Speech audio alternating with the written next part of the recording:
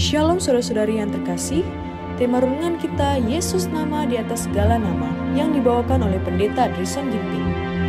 Shalom saudara yang kekasih dalam nama Tuhan dimanapun kita berada, semoga kita dalam keadaan baik dan sehat-sehat saja. Bersama kembali dalam renungan kita hari ini, Kamis 21 November 2024 berjudul Guru Ilahi.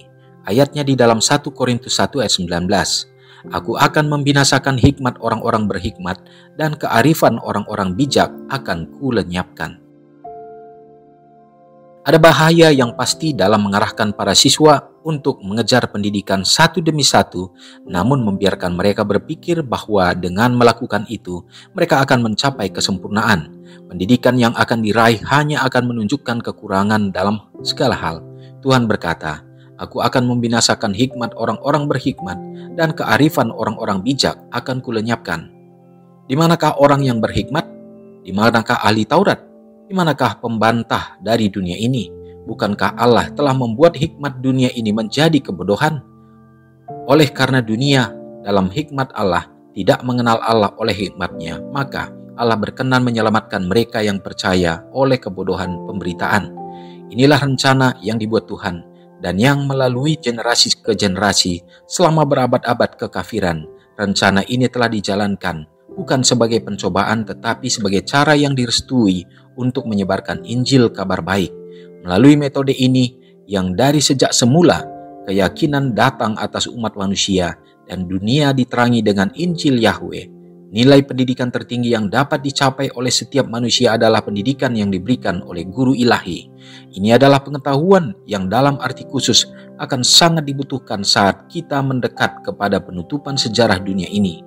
Dan setiap orang akan berusaha yang terbaik untuk mendapatkan pendidikan semacam ini. Tuhan menuntut agar pria dan wanita berada di bawah pelatihannya. Ada pekerjaan besar yang harus dilakukan untuk membawa pikiran manusia keluar dari kegelapan menuju terang Allah yang menakjubkan. Sebagai sarana penolong manusia pemiliknya, apakah kita dengan iman yang hidup melaksanakan rencana-rencananya? Apakah kita sedang dalam keadaan di mana iman kita tidak bekerja untuk kemuliaan Allah? Atau apakah kita adalah bejana yang dapat digunakan oleh Sang Tuan yang dipersiapkan untuk setiap pekerjaan yang baik? Musa terdidik dalam semua kebijaksanaan orang Mesir. Dia menerima pendidikan dalam pemeliharaan Tuhan, tetapi sebagian besar dari pendidikan itu harus ditinggalkan dan dianggap sebagai kebodohan. Eksperimen atas hikmat dunia telah diujikan sepenuhnya pada kedatangan Kristus yang pertama, dan hikmat manusia yang dibanggakan itu terbukti kurang. Pria dan wanita tidak mengetahui kebijaksanaan sejati yang berasal dari sumber segala kebaikan. Kebijaksanaan dunia telah ditimbang dalam neraca dan kedapatan ringan. Renungkan lebih dalam. Apakah yang akan saya pelajari dari guru ilahi surga hari ini? Saudara yang kekasih dalam nama Tuhan, terpujilah Tuhan atas segala berkat-Nya menjadi bagian kita. Kita sehat tentunya dan kita juga memperoleh berkat-berkat dalam hidup kita. Sehingga hari ini kita bersuka cita dapat kembali mendengarkan renungan ini. Dan poin yang penting yang kita dapatkan kembali bahwa Tuhan Allah kita adalah merupakan guru ilahi itu. Dan pada saat kita mengikuti guru, tentu kita akan memperoleh kebenaran. Dan bila mana kita memiliki hikmat, kita harus tunduk kepada hikmat yang datangnya daripada Tuhan. Kita harus mematahkan semua pengetahuan yang ada pada kita untuk menerima kebenaran yang sesungguhnya, pengetahuan yang datangnya dari sorga. Sehingga kita tidak membawakan hati kita, tetapi kebijaksanaan yang ada pada kita adalah bersumber daripada Tuhan. Saudara yang kekasih, inilah yang kita perlukan. Sehingga harus kita merendahkan hati kita. Karena jikalau kita menganggap bahwa kebijaksanaan yang ada pada kita adalah merupakan yang terpenting, tentu semua itu dapat membawa kita kepada kesombongan. Apakah mungkin itu kesombongan secara rohani?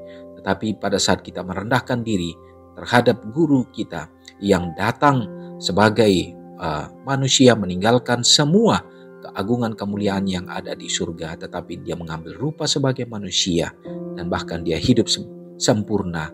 Dan pada saat kita mengikutinya dan meneladaninya, tentu ini akan menjadi berkat sukacita bagi kita. Semoga Tuhan menolong kita untuk tetap setia mengikuti guru, yaitu ilahi kita Yesus Kristus. Mari kita berdoa.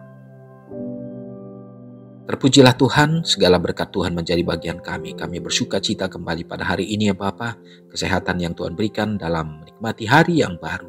Terpujilah Engkau Bapa, kami menyembah Engkau dan kami bersuka cita. Sebagaimana Tuhan yang sudah menuntun kami melewati hari-hari yang sudah berlalu, maka kami juga yakin dan percaya tangan dan kekuatan yang sama yang akan menopang kami untuk dapat menikmati dan melalui hari yang akan datang. Tuhan, hari ini kami serahkan hidup kami ke dalam tangan Tuhan. Jadikanlah kami Bapa untuk menjadi anak-anak Tuhan yang akan menuruti Sang Guru, yaitu Yesus Kristus. Dan berikanlah kiranya hikmat akal budi yang datangnya dari sorga. Biarlah kiranya Bapa kami tidak mengandalkan kekuatan pikiran kami Bapa, tetapi kami membiarkan kuasa Roh Kudus Tuhan yang akan menuntun dan mengubahkan kami. Tuhan, terima kasih. Berkatilah kiranya gereja Tuhan dalam perhimpunan umat-umat-Mu supaya melalui roh persatuan ya Bapa, umat-umat Tuhan juga beroleh sukacita, beroleh kebahagiaan untuk tetap dapat memancarkan terang kemuliaan Kristus.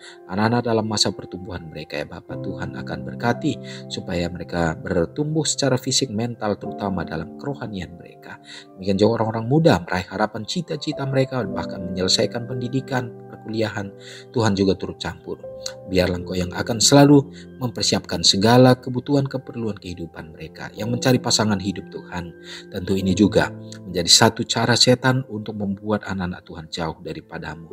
Tuhan yang akan pertemukan Bapa dengan yang pasangan yang seiman, terutama ya Bapa, yang mana mereka akan dapat menjadi pasangan yang saling menguatkan supaya mereka hidup di dalam kebenaran Tuhan.